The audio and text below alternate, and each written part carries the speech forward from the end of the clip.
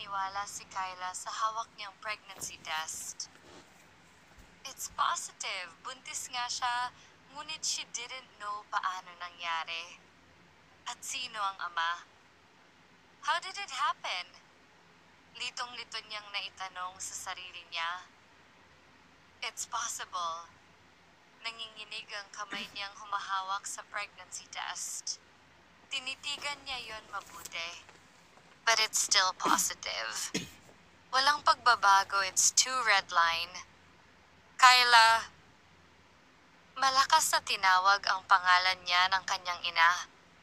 Bakit ang tagal mo naman dyan sa banyo? Ma, I'm pooping.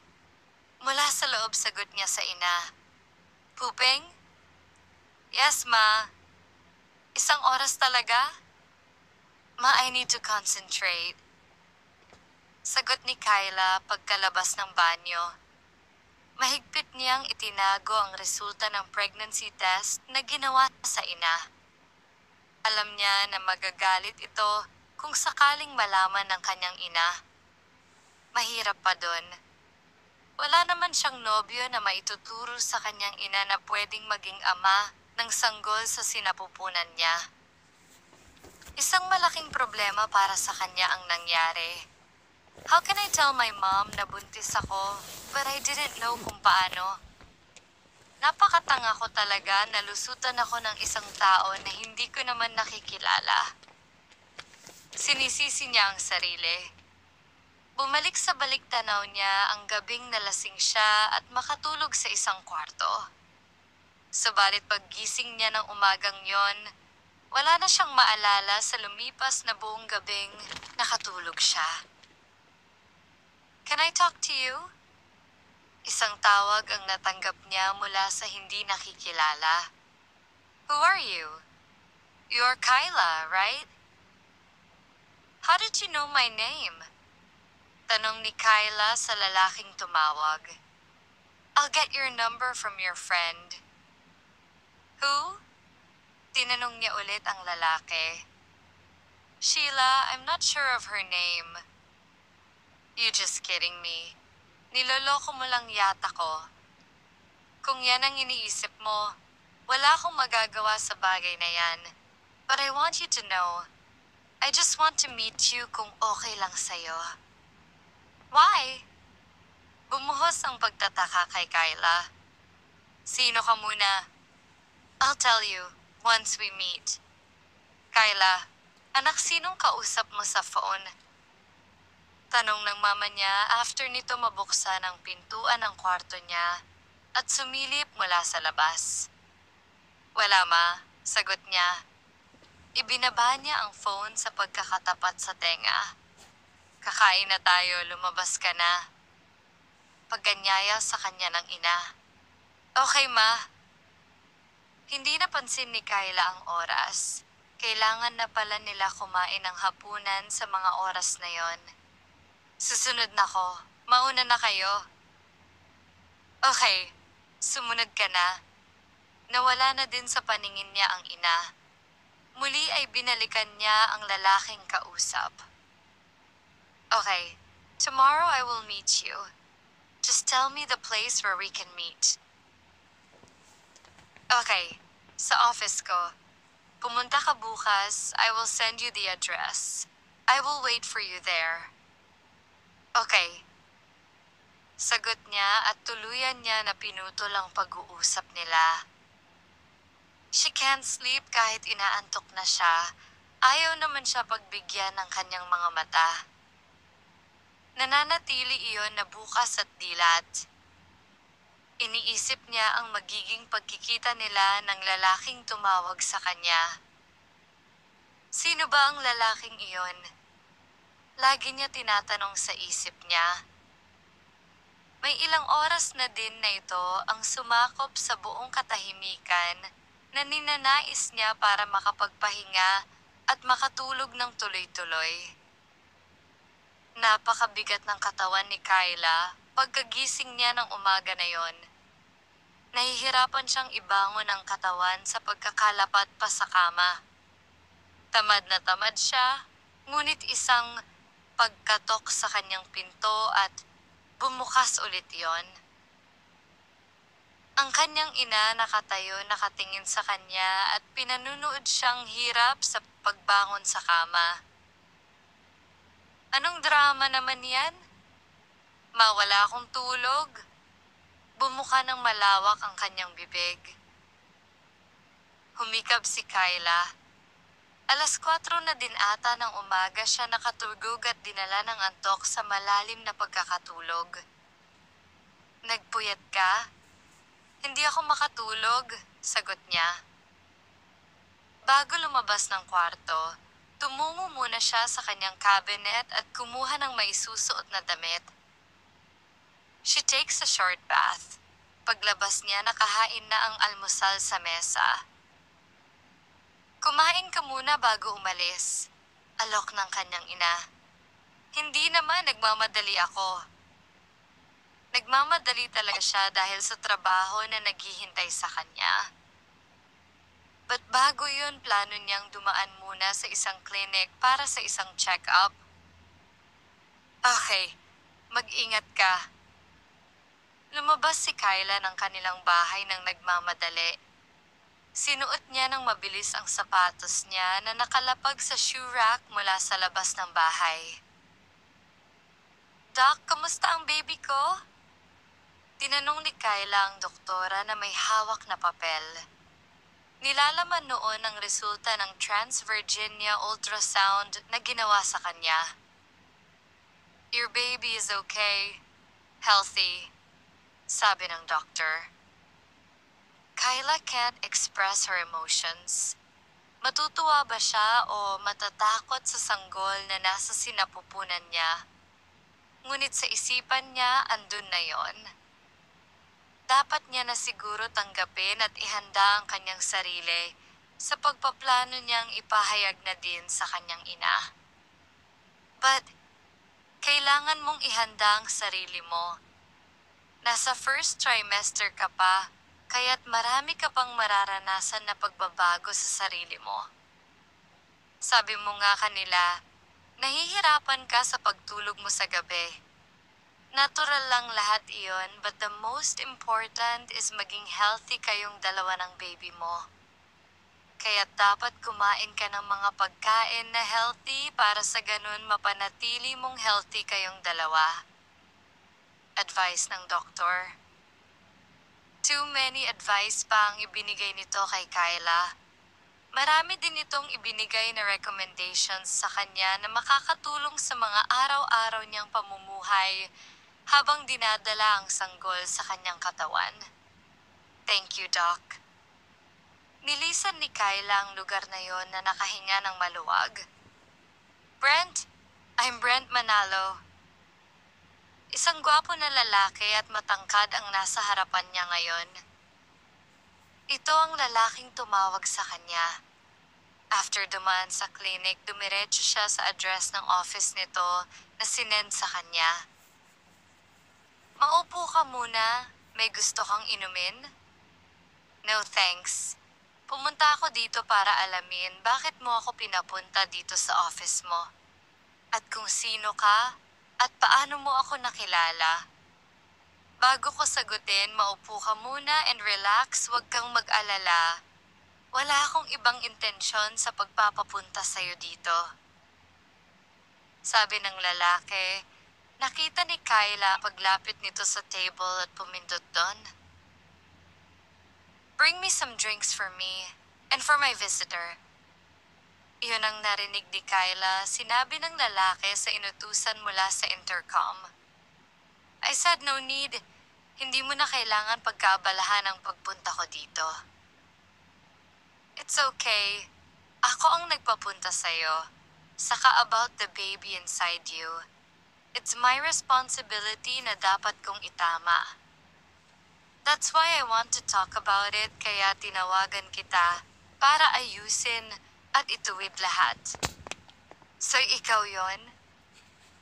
Hindi makapaniwala si Kyla na ang lalaking nasa harapan niya ngayon ang mismong dahilan bakit siya may dinadalang sanggol. I'm sorry it was an accident. Hindi ko intensyon at hindi ko sinasadya ang nangyari between us. Ang kapal din ng mukha mong sabihin yan sa akin ngayon.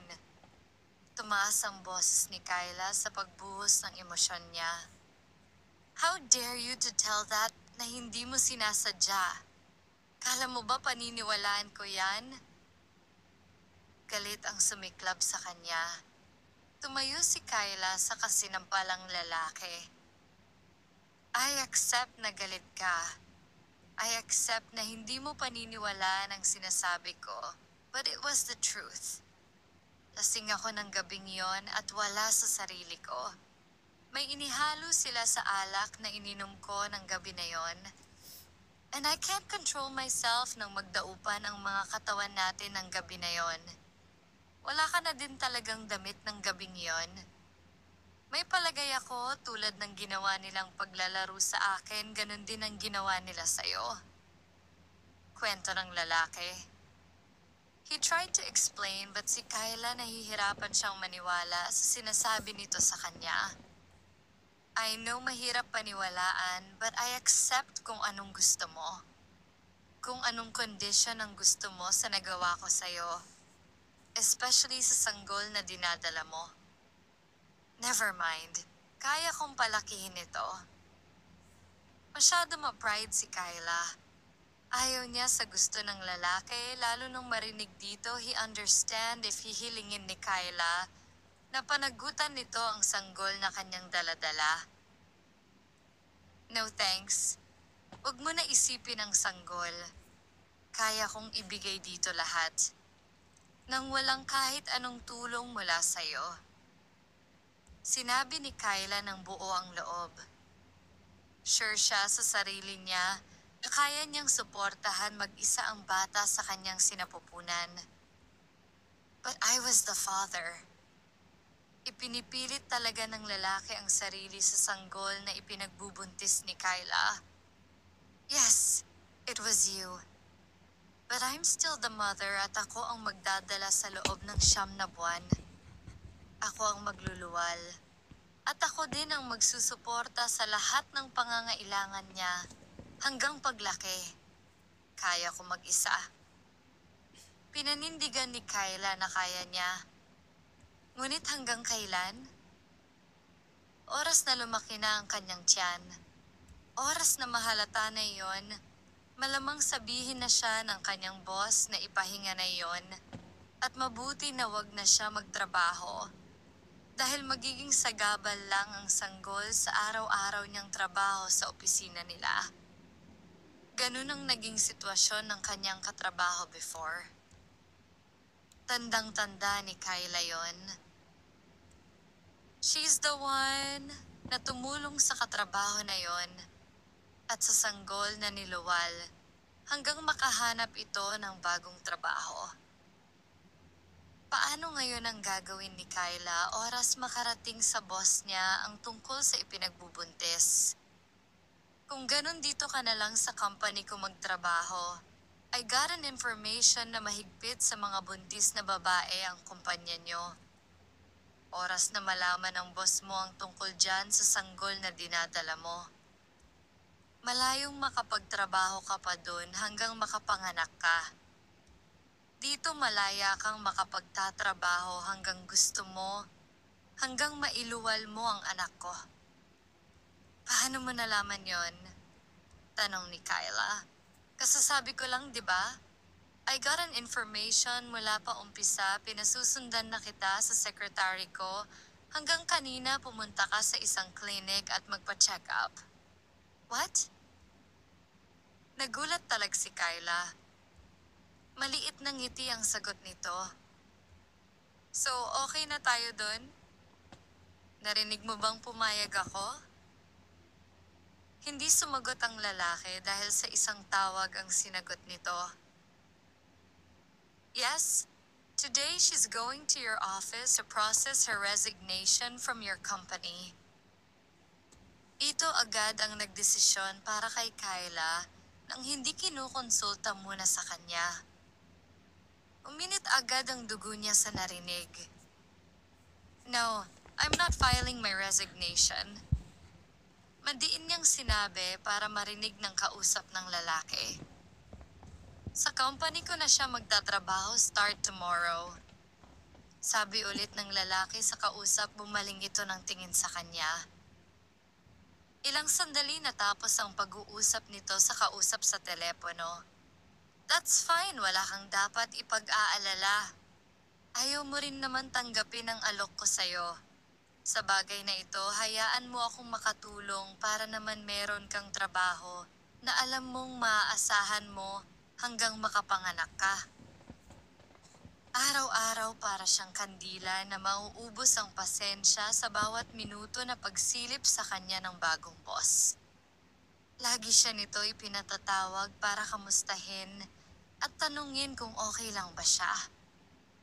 May gusto ba si Kyla kainin o may nararamdaman ba siya o nahihirapan ba siya sa trabaho na maaaring makaapekto sa sanggol? Pwede ba? Tigilan mo na palagi mong pagpapatawag sa akin. Hindi ako makapagtrabaho ng maayos at makapag-focus sa trabaho. Bulyaw niya sa lalaki. Matapos muli siyang ipatawag at papasukin sa office. Alam mo bang pinagbubulungan na ako dito ng mga kasamahan ko? Lahat sila ginagawa na ako ng issue sa palagi mong pagpapatawag sa akin. Nahihirapan na ako sa kakapaliwanag. Daing niya at tumawa lang ito sa kanya.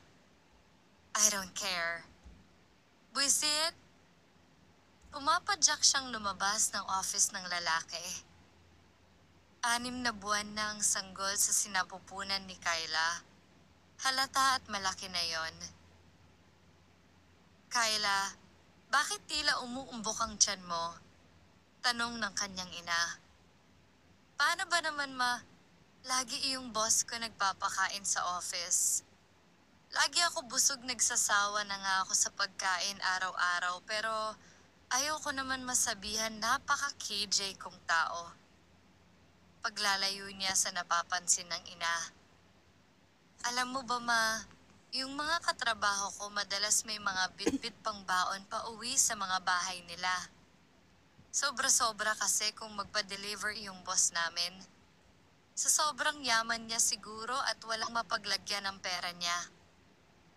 Naisip niyang ibuhos na lang sa pagpapakain sa mga empleyado niya. Sinamahan din niya ng pagtawa ang pagkukwento sa ina para medyo convincing ang dating. Nakahinga siya ng malalim nang mapaniwala ang ina. Ngunit sa pagsapit ng ikauhuling buwan ng pagbubuntis ni Kyla, tuluyan na itong hindi napaniwala ni Kyla sa mga gawa-gawa niyang kwento about sa boss. Paano kasi sa bahay nila habang nagpapahinga siya, araw ng linggo, day off niya? Humilab ng matindi ang kanyang puson. Sa sobrang sakit, sumigaw siya ng malakas para matawag ang atensyon ng kanyang ina. Manganganak na ata ako, ma. Sigaw niya sa kanyang ina. Nakatayo ito sa may pinto, mukhang malalim ang iniisip. Ma, bingi ka ba? Ilang beses na siya humihigop ng hangin para hindi maramdaman ang sakit. Ikaw na bata ka. Nang mahimasmasa ng ina, tumakbo ito sa labas para humagilap ng taong maaaring makatulong sa kanila. Isang lalaki ang nakita nito. Nasa loob ng sasakyan, nakahinto sa pamamahay nila. Nakasilip ang lalaki sa bintana nang makita ng ina ni Kyla. Pwede mo ba akong tulungan? Iyong anak ko kasi manganganak na daw. Nagkakandautal na sabi sa lalaki ng mama ni Kyla.